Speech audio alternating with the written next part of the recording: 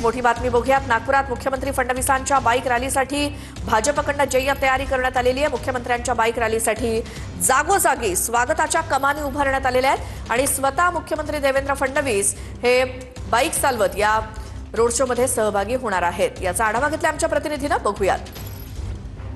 महानगरपालिका निवडणुकीच्या प्रचाराच्या शेवटच्या दिवशी आज महाराष्ट्राचे मुख्यमंत्री देवेंद्र फडणवीस यांचा नागपुरात रोड शो आहे। या रोड शो दरम्यान मुख्यमंत्री स्वतः बाईक चालवत अभिवादन करणार आहे आणि मतदारांना साकडं घालणार आहे। आपण बघू शकतो त्याची तयारी पूर्ण झालेली आहे।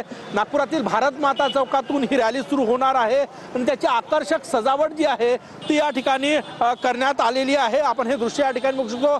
सगळीकडे भाजपचे झेंडे आणि संपूर्ण जो रोड शोचा मार्ग आहे तो भगवामय करण्यात आलेला आहे। भारत माता चौकातून ही रॅली बाईक रॅली सुरू होणार आहे।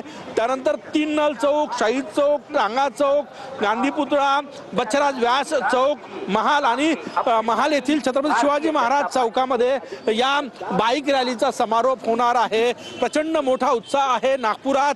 भाजपकडून जे आहे ते 105 पेक्षा जास्त जागा जिंकण्याचं टार्गेट ठेवण्यात आलेलं आहे आणि त्यासाठी शेवटच्या दिवशी आज मुख्यमंत्री देवेंद्र फडणवीस यांचा रोड शो आहे त्यांच्या होम ग्राउंडवर।